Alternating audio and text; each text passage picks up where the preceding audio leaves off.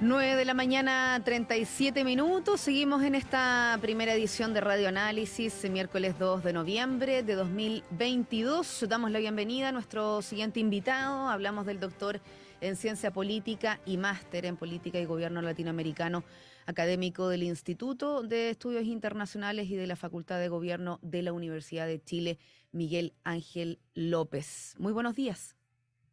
¿Qué tal, Diana? Buenos días.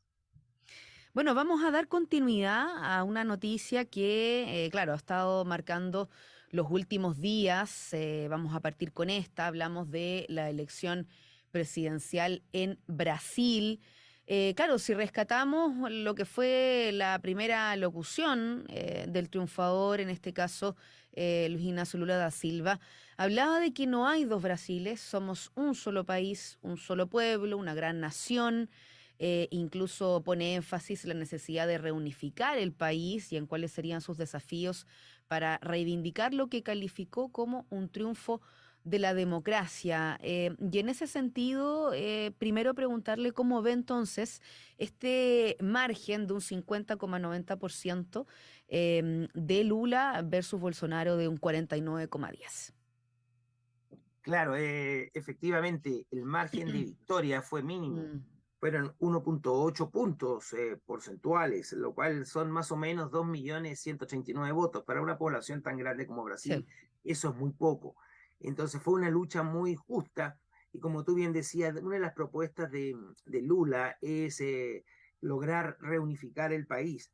De hecho, la propuesta de campaña de Lula era el Brasil de la esperanza, con esta idea de reunificación, porque todo este tiempo la polarización que ha ocurrido en Brasil ahora, como la misma que ha ocurrido en gran parte de las elecciones dentro de América Latina, ha dejado siempre esta noción de ganadores y perdedores. Entonces, una de las visiones de Lula es tratar de unificar todo y volver al Brasil que era antes. Frente a esto, la elección de Lula crea muchas expectativas, porque el Lula electo era un poco de cualquier tiempo pasado fue mejor, en el sentido de que todos recordaban lo que había sido su gobierno. Un gobierno que además se había visto favorecido por el alto costo de las exportaciones, de los commodities, y una política social muy fuerte de Lula. Y eso contrastaba con un gigantesco antibolsonarismo generalizado que existía dentro de la sociedad, excepto en sus seguidores, claro, pero que principalmente por la crisis económica general que está sufriendo Brasil, como todos los países de América Latina, Mm, también su tratamiento de las políticas del COVID. Hay que recordar que Bolsonaro en su inicio dijo que este era un resfriadiño, una cosa que realmente no iba a afectar, se demoró mucho en comprar vacunas. Y todo eso unido a toda una política y al temor que existía siempre de hasta cuándo Bolsonaro iba a respetar las leyes de la democracia. Entonces Lula llegó a escenificar en muchos sentidos toda esa unión, todo ese descontento con Bolsonaro y sobre todo, como él mismo lo decía en su eslogan de campaña, una idea de esperanza. ujú. Y si hablamos de, claro, este escenario interno y en estos desafíos que tiene el presidente electo Lula da Silva, hay ahí, por ejemplo, factores como falta de mayorías en el Congreso, se habla también de restricciones presupuestarias. eh, ¿Cómo observa alguno de estos conceptos y otros también pensando en lo que va a suceder desde que asuma el poder y cuáles podrían ser sus prioridades? Claro, digamos que no lo tiene fácil, va a ser muy Mm, difícil lograr replicar lo que fueron sus dos gobiernos anteriores, sobre todo por las condiciones económicas internacionales. Entonces, este gobierno, como todos los gobiernos que están asumiendo en América Latina, se están enfrentando con una crisis económica bastante fuerte. Entonces, gran posibilidad de cambio que cree este gobierno de izquierda, pero con una coalición muy fuerte de centro también, tiene muchas dificultades para llevar a cabo políticas específicas. De hecho, Lula no hablaba mucho de políticas específicas que iba a desarrollar, porque él estaba consciente de que existen problemas económicos para lograr desarrollarla. Y el segundo punto, claro, es la división que tiene dentro del Congreso, ¿cierto? Donde la cantidad de diputados que él posee son pocos. Por ejemplo, diputados fueron electos 80 de su coalición que se llamaba Fe Brasil, de los cuales 68 son del PT. Bolsonaro tiene 99 diputados. Y una cosa parecida ocurre en el Senado, donde incluso Bolsonaro todavía tiene más senadores. y también en el caso de los gobernadores. Entonces, donde tampoco tiene una gran mayoría. Entonces, lo que él tiene que hacer, como él logró con una gran coalición, lo que tiene que hacer es políticas de unión y empezar a negociar con los distintos sectores dentro del Congreso. Y sobre eso va a poder llevar adelante su política. Pero nuevamente, tal como decía, no va a ser un gran cambio porque no están dadas las condiciones económicas como para realizarlo. Profesor, y este tiempo que queda entre que Bolsonaro deje el poder, sabemos que en las primeras horas de este resultado hubo algunos cortes de ruta, este sector de camioneros. Claro, él habla de que va a respetar la Constitución, pero también cómo observa hasta este momento que se va a dar de transición. Claro, de hecho, eso fue una palabra que fue gestada por el PT y por Lula, esta idea de una transición. Entonces, una transición hasta que asuma, porque en Brasil se asume Sí, el de primero de enero. enero, hasta que asuma Lula el gobierno. Ahora bien, las declaraciones, no, todos pudimos ver las declaraciones que hizo ayer Bolsonaro, que duraron aproximadamente 2 minutos, donde digamos que no reconoció, no felicitó a Lula ni nada de eso, ni reconoció una derrota. Sin embargo, fue una especie de expresar cuál era su sentir. Pero lo más importante que dijo Bolsonaro en ese momento es que iba a respetar las leyes de la Constitución. Eso por un doble sentido, porque si cualquier cosa anti-ley cualquier cosa que hubiera dicho en contra de la Constitución hubiera podido significar algún tipo de acusación. Pero más allá de eso, da la impresión de que Bolsonaro no estaba preparado para este golpe, realmente creía que iba a ganar. Entonces no tenía un plan B en el caso de la derrota. Llegó y dijo que en el caso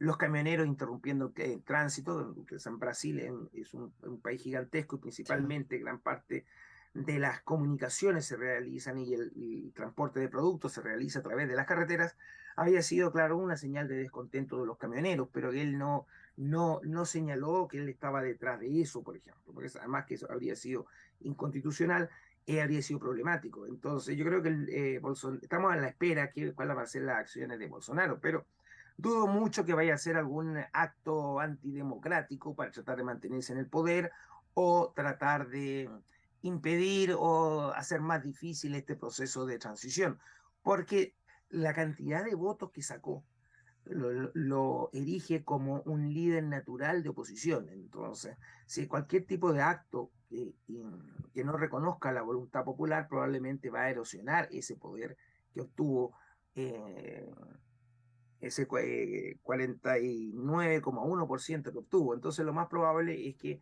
simplemente pase a la oposición y desde ahí inicie una nueva lucha en contra del gobierno electo. Estamos hablando ahí de algunas materias. Claro, el interior de Brasil, los desafíos que se pueden venir para esta siguiente administración en donde regresa al poder Lula da Silva, pero claro, desde acá, por ejemplo, desde Chile, otros países de la región, ¿cómo también se puede seguir leyendo este posicionamiento o este escenario internacional con este cambio de liderazgo? Claro, lo que pasa es que en el aspecto internacional hay una gran Mm, esperanza. Durante el gobierno de Lula, Brasil ocupó un rol internacional muy importante. Él fue uno de los que inició todo este acercamiento con los BRICS, por ejemplo, y la incorporación a ellos. El rol que tenía en África, por ejemplo, o en el Caribe, sí. el apoyo que tenía en distintas partes, había posicionado a Brasil como un poder regional y con unas posibilidades muy grandes de tener influencia en la toma de decisiones mundiales. Todo eso terminó, y no fue solo con Bolsonaro, sino el mismo gobierno de Dilma, que era una de las delfines de Lula. Sí. Ella se centró mucho más al ámbito interno, lo mismo con Michael Temer, que fue el que asumió después de que Dilma Con fue el sacada del poder, e impeachment. incluso el mismo Bolsonaro. Entonces lo que se espera es nuevamente un posicionamiento fuerte de Brasil. Y si Brasil se posiciona, probablemente eso implique un posicionamiento, sobre todo de Sudamérica, de América Latina en general, pero sobre todo de Sudamérica. Y está la posibilidad de lograr revivir acuerdos internacionales a nivel regional que fueron muy importantes como UNASUR en su época. Entonces, en ese sentido, hay una esperanza bastante grande de que la llegada de Lula a Brasil vuelva a poner nuevamente a Brasil y a América Latina, por consiguiente, otra vez en el escenario mundial. Estamos conversando a esta hora con el académico del Instituto de Estudios Internacionales y de la Facultad de Gobierno de nuestra Casa de Estudios, Miguel Ángel López, doctor en Ciencia Política, máster en Política y Gobierno Latinoamericano. Claro, dando esta mirada a los resultados de la última elección, esta segunda vuelta presidencial en Brasil. Pero, profesor, aprovechando también los minutos que nos quedan esta mañana, queríamos dar una perspectiva también ante este conflicto entre Rusia y Ucrania. Llevamos varios meses en este escenario. Hoy temprano estaba revisando algunas informaciones de prensa de algunos de los antecedentes que van día a día siguiendo lo que sucede, pero se habla de que, por ejemplo, Rusia ha dado su consentimiento para reactivar este acuerdo de exportación de cereales desde Ucrania. Lo habló el presidente de Turquía, Recep Tayyip Erdogan. Desde Moscú se habla de que las autoridades ucranianas hicieron llegar garantías a través de la ONU y de Ankara de que Kiev no utilizaría el corredor de exportación de grano con fines militares. ¿Cómo observa algunos de estos antecedentes, pero también otros que hemos estado observando en los últimos días? Claro, eso es efectivo. Lo que ocurre es que Ucrania es considerada como el granero de Europa. Mm, Entonces, se había logrado este corredor para lograr sacar parte sí. del grano de Ucrania y luego se suspendió parte de este corredor. Entonces, eso es un poco la idea Había de. llamado alerta ahí. Claro, hay un llamado de alerta, porque lo que ocurre es que Putin está tratando de conseguir un poco más de apoyo, tal vez no apoyo, pero por lo menos que, que la comunidad internacional y la prensa internacional no sea tan crítica a su gestión. Entonces está ocurriendo esto, pero al mismo tiempo este es un juego que se realiza en varias arenas políticas. Entonces al mismo tiempo están todas estas acusaciones de Putin de que Ucrania estaría elaborando una bomba nuclear sucia, Mm. cosa que también Ucrania acusa a Rusia. Hay una serie de veedores internacionales que estuvieron revisando la semana pasada y parte de este fin de semana que estas acusaciones en realidad eran falsas. Y todo esto unió también al más importante que se inició en octubre, sobre todo se agudizó a partir del 10 de octubre hasta hoy, esta gran ofensiva de bombardeos que tiene Rusia en contra de Ucrania. Sobre todo bombardeos que están centrados en Estratégico, las cierta redes de zona. Ah. abastecimiento eléctrico, claro. Sobre todo porque se acerca el invierno, entonces está atacando con mucha fuerza la cantidad de drones y misiles que se lanzan al mismo tiempo. Entonces, tenemos varias cosas que están ocurriendo al mismo tiempo. Como tú bien decías, es muy difícil. Hay un tracking diario de las cosas que están ocurriendo y es difícil tener una idea general. Pero lo que podemos decir es que por lo menos este bombardeo continúa. A la vez hay una serie de acusaciones por otro lado. Por ejemplo, hay una acusación eh, de los rusos de que gran parte de esta destrucción del puente de Crimea habían estado metidos ingleses detrás, entonces había parte de un ataque diciendo que Inglaterra va a tener que responder por esto. Al mismo tiempo están las acciones del presidente de Bielorrusia, donde hay una acusación y temores de los polacos, por ejemplo, de que se dice de que tanto Bielorrusia como Rusia incentivarían la inmigración masiva de gente de Asia y de otras partes a través de su territorio, y por eso ahora están poniendo una valla en la frontera de Kaliningrado, que es un territorio que da al Mar Negro, en el norte, al norte de Polonia, donde es un enclave ruso, entonces dice que por ahí pasarían tal vez inmigrantes, entonces hay una serie de dimes y diretes por todas partes en un conflicto que se mantiene y que a pesar de que ha salido mucho menos ahora en la prensa, un conflicto que está latente.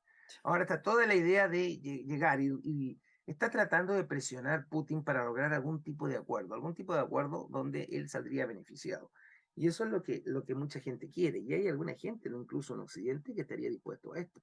Pero en que los ucranianos no estarían dispuestos y mucha gente de los vecinos de Ucrania tampoco, porque claro, llegar a la paz a costa de gran parte del territorio de Ucrania no es algo que los ucranianos mismos vayan a aceptar. Entonces es bastante compleja la situación.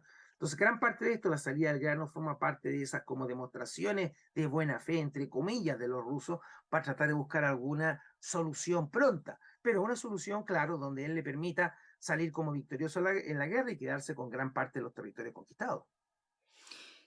¿qué estaría ahí en juego en la medida que avanzan los meses y este conflicto se mantiene y efectivamente no solo enfocado en las acciones de Rusia y Ucrania, sino que también las señales desde Unión Europea, Estados Unidos y los impactos también en distintos sectores que finalmente de una u otra manera llegan a otras naciones? Claro, lo lógico sería esperar que ahora con la llegada del invierno, gran parte de los actos bélicos pierdan un poco de energía en el sentido que sean, bueno, van a continuar, por supuesto, pero tal vez va a ser difícil que haya grandes movilizaciones de tropas, cosas así. Ahora bien, claro, todo esto va a depender de qué tan dispuestos están a negociar las dos partes y qué es lo que quiere cada uno. Entonces hay una especie ahí de bloqueo en cierta medida, porque, como lo dije recientemente, claro, Putin quiere salir airoso de esto porque los costos políticos que ha tenido a nivel internacional son muy grandes, pero a nivel interno también.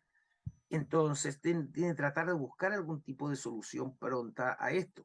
Y en este caso, y los ucranianos también, pero como decía antes, nadie está dispuesto a Mm. ceder terreno. Entonces, dentro de la Unión Europea, tú tienes posiciones diversas acerca de esto. La gran mayoría está, claro, a conseguir apoyando a Ucrania y tratar de que los rusos se retiren. Pero claro, también, como decía antes, hay algunas voces que señalan que tal vez habría que tratar de llegar a un acuerdo para el bien de la economía mundial, pero ahí está el gran conflicto. Vamos a sacrificar a los ucranianos y el terreno de Ucrania por el bien de la economía mundial. Eso nos crea un conflicto bastante grande y además que si se aceptan estas acciones de Putin, ¿quién nos puede asegurar que más adelante no intenten otra acción en contra, por ejemplo, de los estados bálticos o en cualquier otra parte del mundo? Mm. Agradecemos esta mañana al profesor Miguel Ángel López, lo hemos citado, doctor en ciencia política, máster en política de gobierno latinoamericano, académico del Instituto de Estudios Internacionales y de la Facultad de Gobierno de la Universidad de Chile, dando mirada, seguimiento a algunos de estos hechos relevantes en nuestra región, pero también en otros puntos del mundo. Profesor, nuevamente muchas gracias y que tenga buena semana. No, muchas gracias a ti, Diana. Saludos a todos. Y estamos cerrando esta primera edición de Radioanálisis, porque claro, además vamos a estar ahí dando actualización a algunas informaciones de últimos minutos. De hecho, también están publicadas ahí en nuestro diario electrónico radio.uchile.cl en materia internacional. Por ejemplo, estos disparos de misiles de Corea del Norte y que uno de ellos habría caído cerca de Corea del Sur. Información ahí de nuestro medio asociado Radio Francia Internacional. Y en materia local, económica, conocimos esta mañana el indicador mensual de actividad económica IMASEC que anuncia el Banco Central de septiembre y que llega a un menos 0,4% a la baja, presionado por comercio y sector manufacturero. Esto último ahí en la portada de radio.uchile.cl que vamos a estar dando seguimiento durante esta jornada de miércoles 2 de noviembre de 2022. Agradecemos su sintonía, los y las invitamos a que sigan junto a Radio Universidad de Chile en la 102.5 FM, la señal en vivo, Chile TV también que hemos estado desde temprano y a continuación Semáforo con Antonella Asteres. Ricardo Hinojosa a cargo de la puesta al aire radial, Manuel Silva la transmisión televisiva, Tania González en la producción. Nos reencontramos en mi caso a las 13 horas en la segunda edición de Radioanálisis. Muy buenos días. El Departamento de Prensa de Radio Universidad de Chile presentó primera edición de Radioanálisis.